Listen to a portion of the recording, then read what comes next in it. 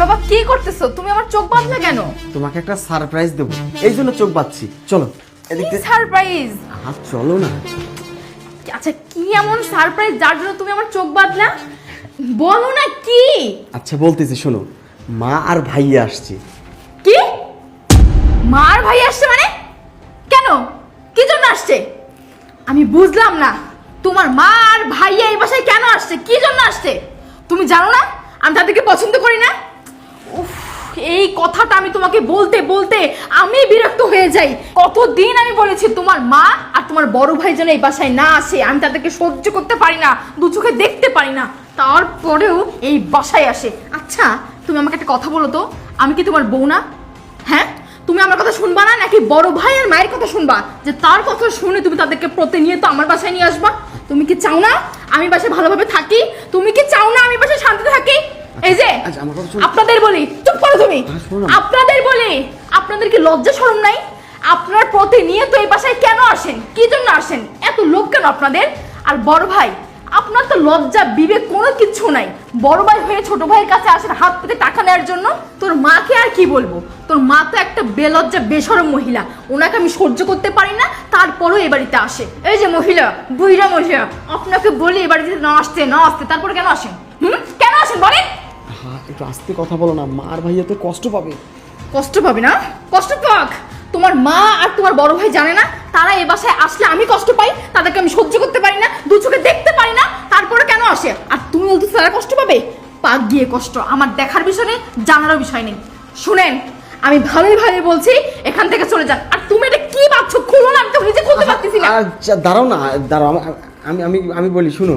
ওই মা আর ভাইয়া আসছে, 2-1 দিন থাক, চলে যাবে। কি? দু একদিন থাকবে মনে? আহা বাবা, থামো না, একটু আস্তে কথা বলো। ওনারা তো কষ্ট পাবে, আর ওনারা তো তোমারই। কি?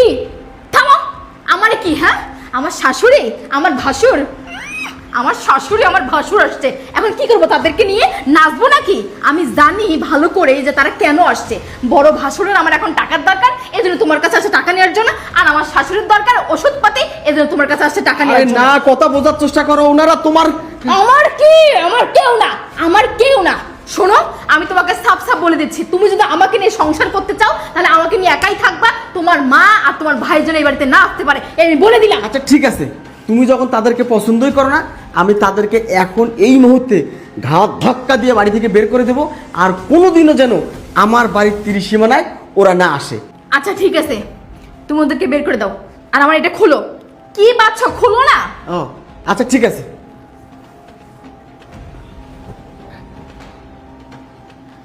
আরে মা, ভাইয়া, তোমরা আসছো?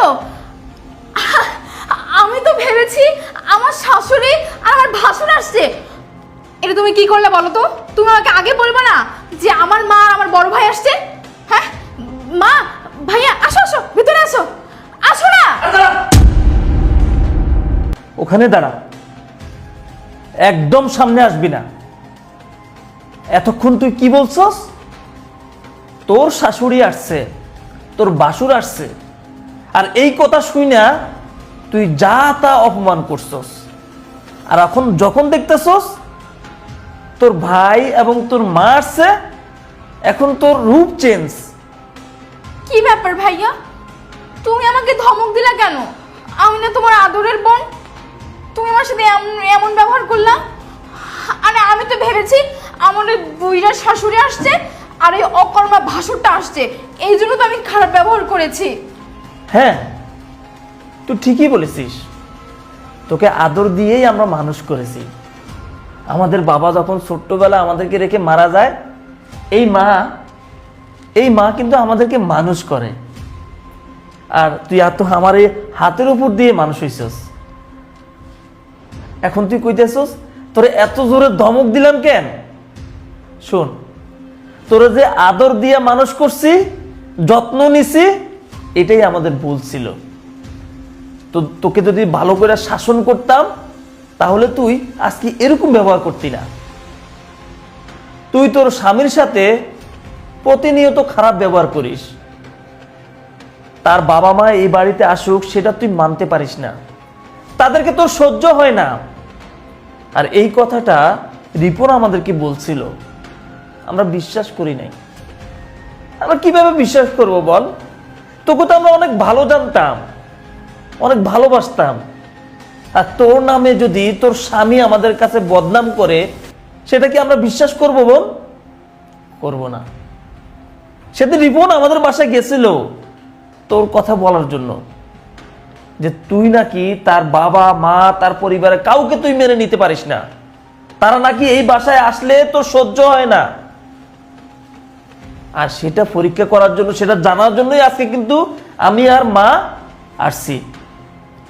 আসার পর কি হয়েছে জানিস? রিপন আমাকে বলেছে,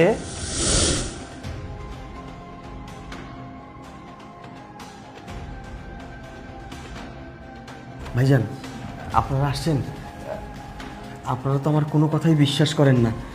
আসলে আপনার বোনের আচার আচরণ কেমন আমি আজকে আপনাদেরকে দেখাবো। আপনারা এখানে একটু দাঁড়ান, আমি ওর চোখ বেঁধে নিয়ে আসতেছি, নিজের চোখে আপনারা দেখেন ও কি কি আচরণ করে। দাঁড়াও, আসলে রিপন তোমার মাথা টাথা নষ্ট হয়ে গেছে বুঝছো? আমার বোন কি আচরণ করবে? আমার বোনকে তো আমরা চিনি, ও ভালো ব্যবহার করবে, কখনো খারাপ ব্যবহার করবে না। আচ্ছা ভাইজান, আপনি বলছেন তো ও যে আমার পরিবারের কাউকে দেখতে পারে না, আমি শুধু একটু বলবো আমার মা আর আমার ভাই আসছে, বাকি হিস্টোরিটা ও কি করে আপনারা শুধু দেখে যান। ঠিক আছে যাও। কই তুমি? এইবার বুঝতে পারছিস? আজকে যদি রিপনের কথাটা শুই না, আমি যদি এইভাবে তোকে পরীক্ষা না করতাম, তাহলে তোর ভিতরের আচার ব্যবহারটা আমরা কখনোই জানতেও পারতাম না এবং কখনো বিশ্বাস করতাম না। কারণ তোকে এতটাই ভালোবাসা দিয়ে মানুষ করেছিলাম, অন্ধ হয়ে গেছি তোর প্রতি। কারণ তুই আমার বোন, তুই কখনো এরকম ব্যবহার করতে পারিস না। আর আজকে তোর ব্যবহার শুনে আমরা তো পুরো মুগ্ধ হয়ে গেলাম রে বোন। তুই কি বললি? তোর শাশুড়ি আসছে, তোর তোর বাসুর আসছে, ওনাদের মনে কইরা তুই তাদেরকে গালিগালা শুরু করলি। তারা কেন এই বাসায় আসবে? কেন তাদের টাকা পয়সা লাগলে এই বাসায় আসতে হবে? কোথায় যাবে তারা? তারা কি তোর স্বামীর পরিবার না? তারা কি তার আপনজন না? এই যেমন দেখ, তোর চোখ খোলার পর আমাদেরকে দেখে তুই পুরো অবাক হয়ে গেলি, খুশিতে আত্মাহারা হয়ে গেলি যে তোর বড় ভাই আসছে, তোর মা আসছে। আর যখন শুনছস যে তোর শাশুড়ি এবং তোর বাসুর আসছে, তখন তোর মোড চেঞ্জ, গালিগালা শুরু করছস। কেন আসবে তারা এই বাসায়? কেন বোন? তুই জানিস না একটা মেয়ের বিয়ের পর তার স্বামীর বাড়ি হলো তার আপন জায়গা, আর সেখানে তার স্বামী, তার শ্বশুর, শাশুড়ি সবাই হলো তার আপনজন। একটা মেয়ের বিয়ের পর তার নিজের ফ্যামিলি কিছুই না। শোন, আজকে তুই যে ব্যবহারটা করছস বা আমরা যেটা দেখলাম, এরপরে তোর কোনো ক্ষমা হতে পারে না। তোকে আমরা কোনোভাবে ক্ষমা করতে পারবো না। মা, তোমাকে তো আমি বললাম যে রিপন যা বলতেছে সেটা সত্যি, কিন্তু তুমি আমার কথা বিশ্বাস করলে না। তুমি বললা যে আমার মেয়ে কখনো এমনটা করতে পারে না। তুমি তো তোমার মেয়ের সব আচরণ শুনলা, যে ওর ব্যবহারটা কত নোংরা। ওর শাশুড়ি এবং বাসুর মনে কইরা ও যে আচরণটা করছে, এরকম আচরণ যদি আমার বউ তোমার সাথে করে, তাহলে তোমার কেমন লাগবে? হ্যাঁ বাবা, তুই ঠিক বলছিস। শোনো তুই যদি তোর শ্বশুর শাশুড়ি তোর স্বামী সবাইকে মেনটেন করে চলতে পারিস, তাহলে তুই আমার বাসায় আসবি, নাহলে জীবনে তো আমার বাসায় আসবি না, আমার বড় মুখ দেখবি। চলো। আম্মা, ভাইজান যাবেন না প্লিজ। মায়ের স্থান নেই যে বাড়িতে, আমার ভাইয়ের স্থান নেই যে বাড়িতে, আমার বাবা বোনের স্থান নেই, সে বাড়িতে তোমারও স্থান নেই।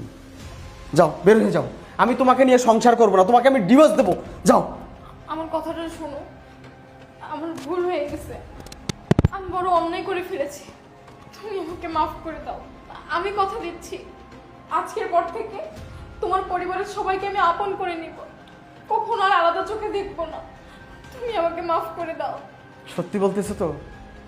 আর কখনো আমার মা, ভাই, আমার বোন, আমার বাবা আসলে খারাপ ব্যবহার করবে না তো? না। তাদের সেবা যত্ন করবা তো? প্রমিস করো।